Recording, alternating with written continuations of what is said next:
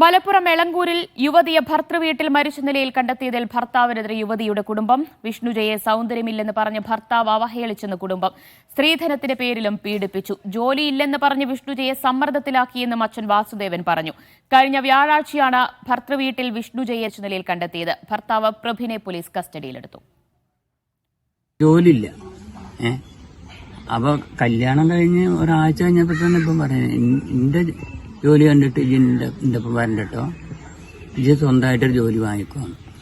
അതിനോള് കഠിനാധ്വാനം ചെയ്യുന്നു. അതങ്ങനെ. പിന്നെ ഇവർക്ക് സൗന്ദര്യമില്ല, ഇവള് തടിയില്ല. നമുക്ക് പറഞ്ഞ് ഇവന്റെ ബൈക്കും കൂടി കയറ്റി കൊണ്ടുപോകില്ല. ഇവര് കല്യാണം കഴിഞ്ഞിട്ടിപ്പോ 2 കൊല്ലം. എന്ത് ടൂറ് ജസ്റ്റ് നിലമ്പൂര് തേക്ക് മ്യൂസിയത്തിക്ക്.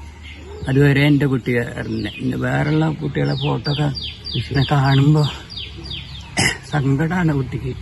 ശക്തമായ നടപടി. എന്റെ കുട്ടീനെ എന്റെ കുടുംബത്തിന്റെ ആവശ്യം അവന് വധശിക്ഷ വരെ വാങ്ങിക്കൊടുക്കണം എന്നുള്ളതാണ്. അതാണ് എന്നാലേ എനിക്ക് നീതി കിട്ടുള്ളൂ. മുഹമ്മദ് ഷംസീർ വിവരങ്ങൾ നൽകും. ഷംസീർ, ഭർതൃവീട്ടിൽ നിന്ന് കഴിഞ്ഞ 2 വർഷമായി നേരിടേണ്ടി വന്ന മാനസിക പീഡനത്തെ തുടർന്നാണ് വിഷ്ണുജ ആത്മഹത്യ ചെയ്തതെന്നാണോ അച്ഛൻ പറയുന്നത്? തീർച്ചയായും ദിവ്യ, അതുതന്നെയാണ് അച്ഛൻ പറഞ്ഞു വെക്കുന്നത്. അതായത് ഈ 2 വർഷത്തിനിടയിൽ വലിയ തോതിലുള്ള മാനസിക പീഡനവും ഒപ്പം തന്നെ ശാരീരിക പീഡനവും വിഷ്ണുജ നേരിട്ടിരുന്നുവെന്നാണ് അച്ഛൻ വ്യക്തമാക്കുന്നത്. അതിൽ ഏറ്റവും പ്രധാനപ്പെട്ടത് നിറത്തിന്റെ പേരിലും സൗന്ദര്യത്തിന്റെ പേരിലും അവഹേളിച്ചു എന്നുള്ളതാണ്.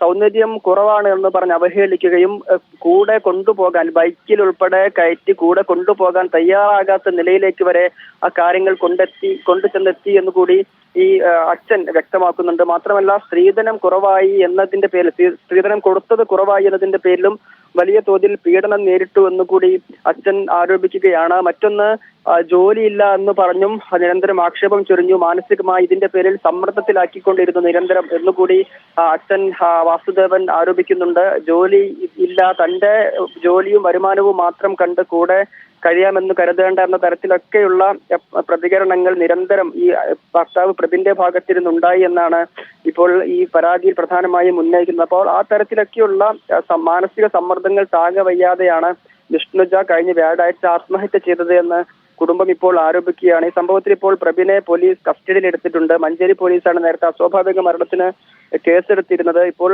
പ്രഭിനെ കസ്റ്റഡിയിലെടുത്ത് പോലീസ് ചോദ്യം ചെയ്യുകയാണ്. അസ്വാഭാവിക മരണത്തിനാണ് ഇപ്പോൾ കേസെടുത്തത്. എന്നാൽ നിലവിൽ ഇപ്പോൾ ഉയരുന്ന ആരോപണങ്ങളൊക്കെ വെച്ച് നോക്കുമ്പോൾ അതിൽ നിറത്തിന്റെ പേരിലുള്ള അവഹേളനമുണ്ട്, സ്ത്രീധനത്തിന്റെ പേരിലുള്ള പീഡനമുണ്ട്, ഒപ്പം തന്നെ ജോലിയില്ല തുടങ്ങിയ പേരിലൊക്കെയുള്ള ആക്ഷേപങ്ങൾ ഉള്ളത് കൊണ്ട് തന്നെ ആത്മഹത്യാ പ്രേരണ കുറ്റം, ഭർതൃപീഡനം തുടങ്ങിയ വകുപ്പുകളൊക്കെ ഇതിൽ ചുമത്തിയേക്കും എന്ന് തന്നെ വ്യക്തമാവുകയാണ്. ഇനി കൂടുതൽ മൊഴിയെടുക്കലുകൾ ആവശ്യമാണ്. ഒപ്പം ഇതിപ്പോൾ ഭർത്താവിന്റെ കുടുംബത്തിന്റെ ഭാഗത്തു നിന്നും പെൺകുട്ടിയുടെ ഈ ഭർത്താവ് ഈ തരത്തിലൊക്കെയുള്ള പീഡനങ്ങൾ നടത്തിയിട്ടും ഭർത്താവിന്റെ കുടുംബം ഈ ഭർത്താവിനൊപ്പം നിന്നു എന്നുള്ള ആക്ഷേപം കൂടി അച്ഛൻ ഉന്നയിക്കുന്നുണ്ട്. അപ്പോൾ ഈ ഭർത്താവിന്റെ പ്രഭിന്റെ കുടുംബത്തിലെ അംഗങ്ങളുടെ മൊഴികൾ കൂടി പോലീസ് സ്വാഭാവികമായും രേഖപ്പെടുത്തും. അതിനുശേഷമായിരിക്കും കൂടുതൽ വകുപ്പുകൾ ഇതിൽ ചുമത്തുക. ഏതായാലും വലിയ പീഡനം ഈ 2 വർഷത്തിനിടയിൽ നേരിട്ടു എന്ന് തന്നെയാണ് അച്ഛൻ വ്യക്തമാക്കുന്നത്. മാനസിക പീഡനം മാത്രമല്ല, ശാരീരിക ഉപദ്രവവും ഉണ്ടായിട്ടുണ്ട് എന്നുകൂടി പറയുകയാണ്. എന്നാൽ ഈ പീഡനങ്ങളൊക്കെ നേരിടുമ്പോഴും അത് കുടുംബത്തോട്, അച്ഛനോട് ഉൾപ്പെടെ പറഞ്ഞിരുന്നില്ല എന്നുകൂടി വ്യക്തമാവുന്നുണ്ട്. ചില സുഹൃത്തുക്കളൊക്കെ വിഷ്ണുജയുടെ വീട്ടിൽ പോയ ഘട്ടത്തിലാണ് ഈ പീഡനത്തിന്റെ ചെറിയ വിവരങ്ങളെങ്കിലും പുറത്ത് അറിയുന്നത്. മർദ്ദനമേറ്റതിന്റെ പാടുകളൊക്കെ എന്താണെന്ന് സുഹൃത്തുക്കൾ ചോദിക്കുമ്പോഴാണ് പുറത്ത് അറിയുന്നത് എന്ന് കൂടി പറയുന്നു. എന്നാൽ ഇങ്ങനെയൊക്കെ പീഡനം നേരിട്ടിട്ടും ഇത് ശരിയായിക്കോളും എന്നുള്ളൊരു ആത്മവിശ്വാസത്തിലും പ്രതീക്ഷയിലുമായിരുന്നു വിഷ്ണുജ എന്നുകൂടിയാണ് അച്ഛൻ പറയുന്നത്. അത് മറ്റു തരത്തിൽ ശരീരത്തിൽ പാടുകൾ ഉണ്ടായിരുന്നു എന്ന് കൂട്ടുകാരികൾ പറയുമ്പോൾ മർദ്ദനമേറ്റിരുന്നു എന്ന് തന്നെയല്ലേ വ്യക്തമാകുന്നത്?